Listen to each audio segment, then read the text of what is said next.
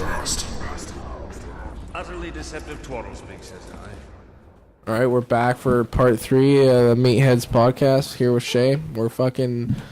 This is going to be the bonus. This is going to be the boner episode where we fucking talk about, well, actually, we forgot. Justin said boner. Penises. It's funny because we all have penises. At least in this room. So. But we're gonna finish off. We forgot the only and last ghost story that I think we forgot was Beacon Hill Park, right? Yep. Where Doppelganger shit. Where people saw up on the top of the rocks, there's all these rocks and shit, and they saw this. It was pale. It was originally they saw a super pale lady with black hair and a white dress. And they saw her standing there and like doing yoga positions, basically, like screaming yoga. Like like super weird.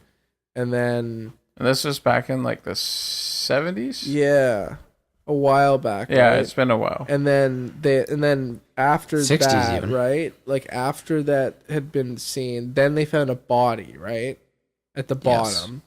So they're like, "Okay, this person like was up there, and then they killed themselves." Yeah, right? what was really fucked up was the body was exactly the same as the thing, whatever people saw up on the cliff, but opposite. Yeah. Right. Very pale blonde hair, black dress, and darker skin. Dark skin, and like their hair was so white it was like bleached, right? Yeah. It was just insane. Exactly. And then the black dress. So it was all like inverted.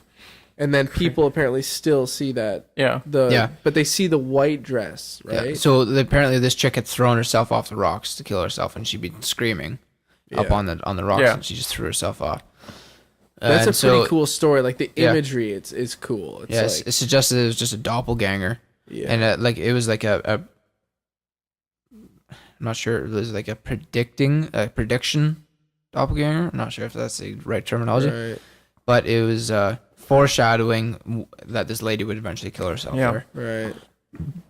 And so after she died, then it just went back to the original doppelganger, just this pale lady with black hair and a white dress, which standing honestly, on top of the rock screaming. That image of like the pale chick in the white dress and the black hair just out there alone is just really creepy. Yeah. It's creepy, but like the image that I get is like some kind of witch. Yeah. Yeah, it's like a witch. Yeah. Yeah, maybe. Or it's like the ring, right? Or the with the wall. It's the similar ring. shit. Jeez, this is the second time the ring has come up in this podcast. There's a good reason that's like this is creepy. Yeah. It's very creepy. I have to console myself with the scary movie version of that, where she just keeps getting whacked in the head. Yeah, I love that. It's like, oh, the bitch is coming through the TV. Yeah. I love it. It's amazing. Yeah. It's classic. Fuck, should we talk more about ghosts, or we should fucking do aliens and then ghosts, or what? I don't know. What was it that you had about aliens? Yeah, I was interested. Yeah, so I got a couple of alien stories or UFOs. They're not alien stories, actually. They're UFO stories, but... So I guess we're doing a UFO episode update here? Yeah, we're just gonna, dip our toes in the realm of the aliens. Just a little crossover. Because I really think, like... We can do what we want knows? Because we own this podcast. The ghost could be the aliens fucking with us. That's another explanation. God damn. What if the aliens are the ghosts fucking with us? That's another one. That's even more scary. Honestly, a little bit, yeah, honestly. No, but I think, like, maybe if the aliens were, like, trying to fuck with us, they'd be like, let's put a little, like, hologram of a human down there and see what they do. Fuck that shit. Yeah, honestly. But, so, I got a couple snippets here. So, we got one from 1978. Constable, so we got a police officer, Jim Blackwood, which sounds like a trusty motherfucker. Jim Blackwood. Where is this happening? This is RCMP Random Island is Newfoundland, I believe. Random Island? It's called Clarenville. That's a random name. Near the town of Clarenville and Random Island. So yeah, so Jim Blackwood, who I fucking picture has a sturdy handshake, of the RCMP witnessed a sighting of a flying saucer hovering over the harbor near the town of Clarenville and Random Island. This was reported to him by local citizens. So these people call in and they're like, we're seeing some shit. So he goes down. When he arrived at the scene, the UFO was still present and quite visible. He had a special high-powered viewing scope, which happened to be on loan at the time for other surveillance, which is fucking heartbreaking.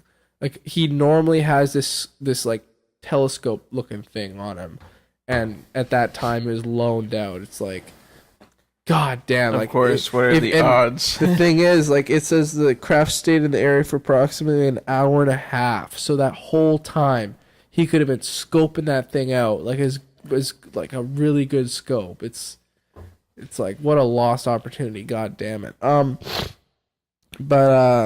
So it stays around for a while, and then when we were talking about strangeness earlier, when in UFO case, there's weird things like high strangeness is just a way of describing like what is happening. It's just fucking weird and doesn't make sense. So this one is, it says when he switched on the roof lights of his police cruiser, the craft appeared to mimic the flashing lights. So that's like high strangeness, where you will do something and the thing will react to what you're doing. That's like, that's just weird. It's just fucking weird. This made headline news at the time and was broadcast on CBC television and NTV broadcasting in Newfoundland. The craft took off like a shooting star high in the sky and disappeared, which is, in so many words, exactly what I saw. It took off like a fucking shooting star, but what I saw, it was completely stationary, which is kind of what this sounds like. Actually, it was hovering over the harbor. So 2 years after the incident, the BBC did a documentary on UFO sightings, included the Clarenville sighting in their broadcast. And then Constable Blackwood retired to Nova Scotia. And that's about it on that one. But that's an interesting one. It's got a couple weird ones. Like, it stays around for a long time. It's got multiple witnesses and someone who's extremely credible. And you've got fucking it mimicking the lights of the car when you turn the lights on. That's super weird. It's like they're toying with you, right? Like they're fucking with you almost. I've heard that in the it was the one in New York. There's a mass sighting where like thousands of people all saw it, and some of them they were looking at it and they said it was like as they were moving, either it would move with them, like it wanted to stay with them, like they were kind of thinking like, oh, it's gonna go out of sight, and it would come and it would stay. It was almost like a telepathic thing where they were thinking, oh, I'm gonna lose sight of it, and then it would move according to that and stay in sight, which is very fucking creepy. So we got a couple little snippets here. So March 15, I think these are all in Canada. It's from the Globe and Mail. Cruise on two separate airlines 65 kilometers northeast of Enderby, BC, reported a bright white strobing light above them. So they're in a plane. Radar indicated no other known aircraft were in this vicinity. So that's weird. You got fucking people on planes seeing weird shit. Yeah. And two separate airliners. I just gotta look up where Enderby even is. Yeah. And then we got one witness near so that's Smithville. It's north of Vernon. So it's between Vernon and Salmon Arm. Honestly, if you look up UFO sightings in BC, there's a good number in BC. It's actually pretty interesting. So we got one from Ontario. One witness near Smithville, Ontario, reported that a shiny object with a raised dome moved slowly and silently over nearby trees. It seemed to hover and then ascended rapidly out of sight, which is another one where they just hang out there. They're just sitting there and then they just fly away. Absolutely mind-blowing. Then we got one more. Two people in Stewiacke, Nova Scotia, watched a dark triangular object for about 3 minutes silhouetted against the sky. It had 3 white lights at the points, an orange red light in the center, and 2 strobe lights. The object flew over the witnesses, making a humming noise. And that's interesting because that's almost exactly what Lily saw when she was with her friend when she was pretty young. They were sitting on a trampoline at it was nighttime because Right. her friend was staying over, and the moon was out, and they were looking, and this triangular object floated, and her memory is that like she remembers it floating and go like the silhouette against the moon, like it went over, and you could see like it blocked the moon for a second there. That's crazy. And she said it was triangular, and she's not 100% sure, but she says she thinks there was lights on it. And there's a good number of UFO reports where they say it's a triangular object and there's lights on the points, which is super trippy. And this one actually made a humming noise. They're just so fucking fun to think about. It's like, and the commonalities, like same with ghost stories. Like you see, like with ghost stories, there's residual hauntings, there's different kinds of hauntings, and there's enough cases where there's like terms for it now. And same with UFOs, there's enough of these fucking things where you start having these common things, or like the movement of them and the shape of them and things like that. All right, so now we're gonna go to 1967 UFOs. Fucking 150 kilometers east of Winnipeg on the shores of Falcon Lake. Stephen McCulloch was an amateur geologist looking for valuable rocks when he saw 2 strange shapes hovering in the sky. He wasn't scared, thinking they were military aircraft, and even made sketches of one when it landed nearby. He decided to approach the craft and saw bright lights from an open door on the ship. It took off, and Stephen was hit with a blast of hot air that burned his clothes. He managed to get back home and discovered that he had burns on his chest in a grid pattern, like the vents he'd seen on the ship. The RCMP investigated and found melted bits of metal along with his burned clothing at the site. No one could say what the strange ships were, and while he never claimed to see aliens, it is considered one of the best documented UFO encounters in Canada. And in April 2018, the Royal Canadian Mint released a special coin to mark the Falcon Lake incident as one of Canada's most famous mysteries. Fucking right. I had no idea that he did that. That's a crazy. That's Me really neither. interesting, yeah. It's that's crazy actually. But like it's really trippy when things like that happen. They're like, yeah, I was burnt by it, and like obviously there's evidence for it. Like he's got this crazy burn on him. Like I'm not convinced that someone would do that to themselves just to like get this cool story out there. It's fucking crazy. And they actually found things on site. All right, now we're going to the Shay Harbor incident, which apparently is pretty famous. Like, I'd never heard about it until recently, but so it's a pretty in-depth one. It was a reported impact of an unknown large objects into waters near Shay Harbor, a tiny fishing village in Nova Scotia in 1967. So they were investigated by various civilians, so the RCMP and Canadian Coast Guard and military. So the Canadian Navy and Air Force agencies, obviously the government of Canada. So, where are we here? So en route to Toronto while flying over Sherbrooke and Saint Jean, Quebec at 3,600 meters from the Halifax International Airport, Air Canada Captain Pierre Charbonneau on Flight 305 pointed out to co-pilot Bob Ralph that I like that guy's name more. That there's something strange out the left side of the aircraft at 7:15 p.m. In his report, the captain reported an object tracking along on a parallel course a few miles away. He described it as a brilliantly lit rectangular object with a string of smaller lights trailing the object. At 7:19, so 4 minutes later, the pilots noticed a sizable silent explosion near the large object. 2 minutes later, a second explosion occurred, which faded to a blue cloud around the object. It's just like, what the fuck is going on? But yellow object. So Daryl Corey, his sister Annette, and his mother were sitting on their front porch in Mahone Bay when they noticed a large object maneuvering above the southwestern horizon. The next day, He wrote a letter to the RCAF Greenwood Base commander asking what was flying over the water that evening, as he had never seen anything like it.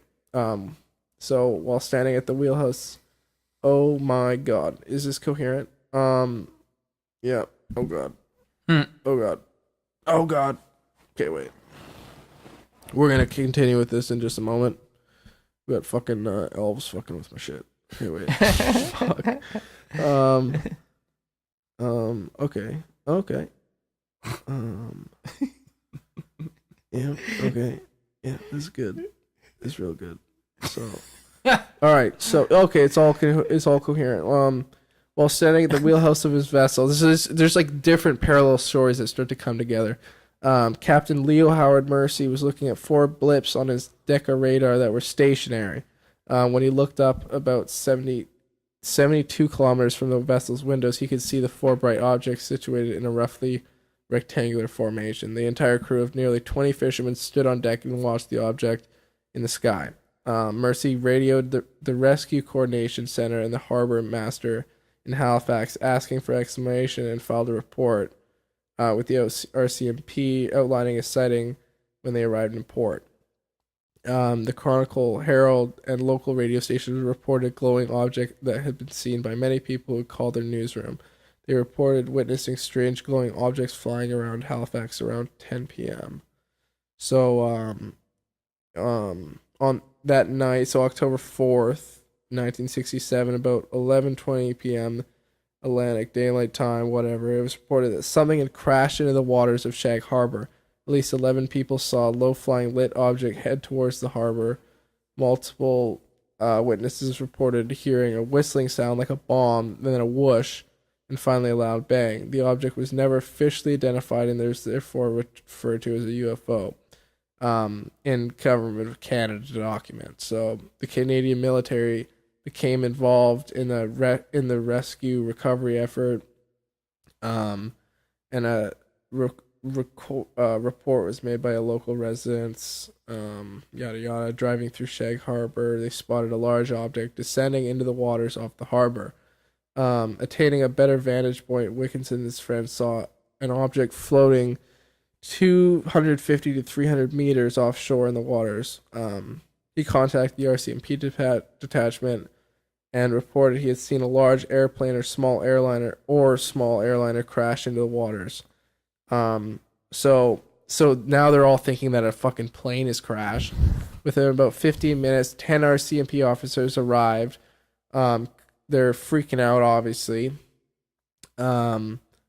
They contact the Rescue Coordination Center in Halifax and ask if any aircraft were missing. Before any attempt at rescue could be made, the object started to sink and disappeared from view. Rescue vision was quickly assembled within half an hour of the crash. Local fishing boats went out to the crash site in the waters in the Gulf of Maine off of Shay Harbour to look for survivors. No survivors' body or debris were taken, either by the fishermen or by a Canadian Coast Guard search and rescue cutter, which arrived about an hour later from nearby Clark's Harbor.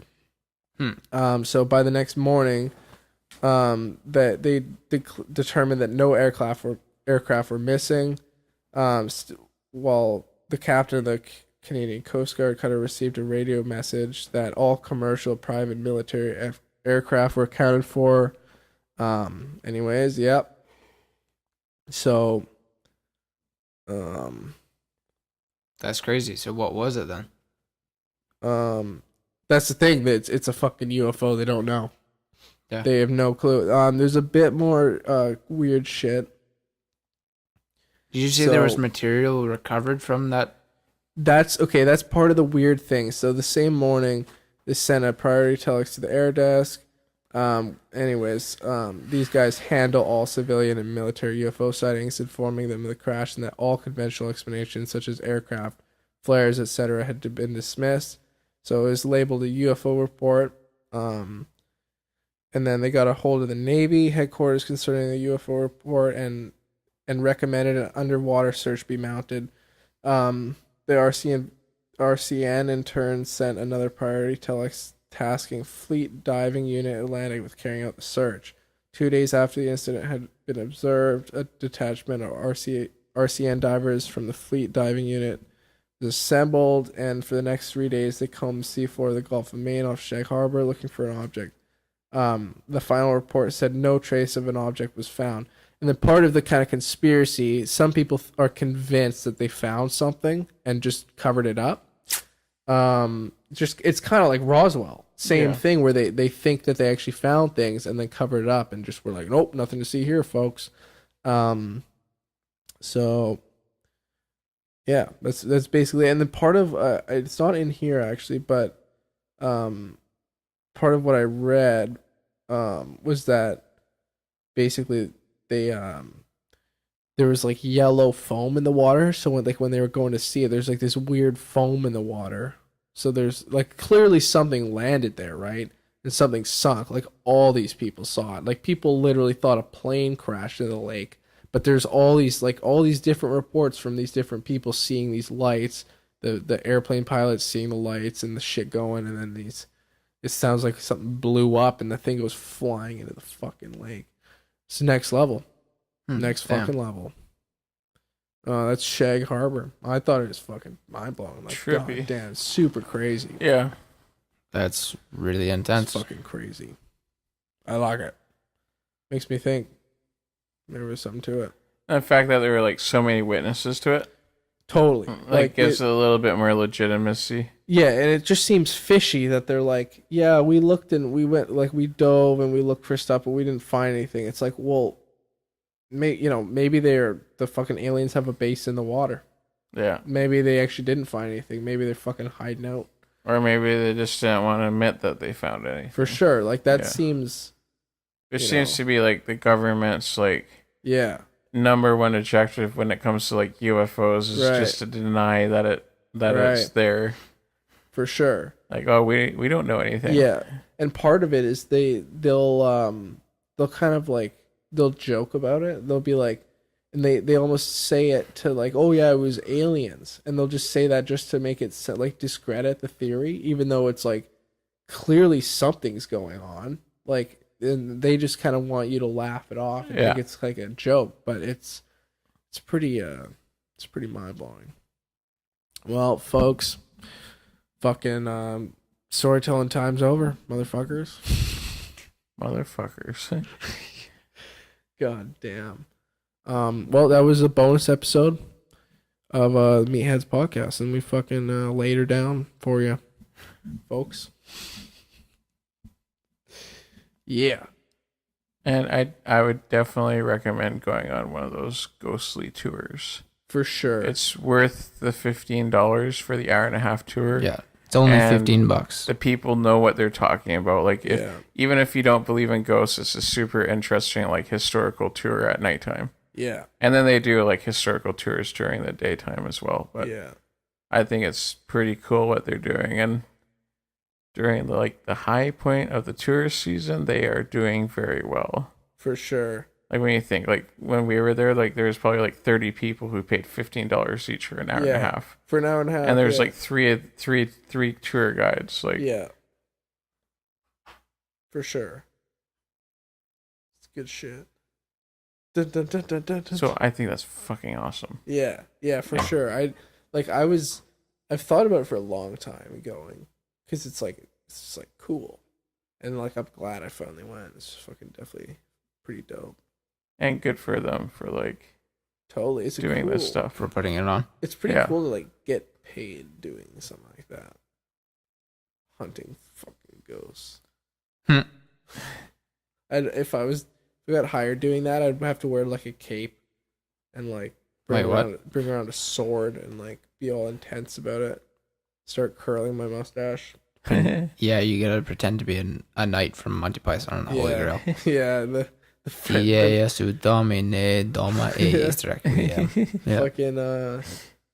the dude is like, she's a witch.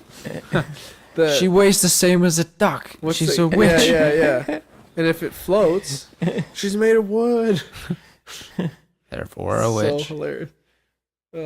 He's like the wise man, but he's actually such an idiot. I love that shit. Well, that is us in a nutshell. Yeah, that is the fucking- Meatheads we're podcast, fucking right? Meatheads, and so is everybody else, you know. Yeah. So this wraps up episode 13. Thank you for listening. Yeah, thank you. Fucking rights. Okay, guys. Bye. Signing off. Remember what you always say? Peace out. Go fuck yourselves.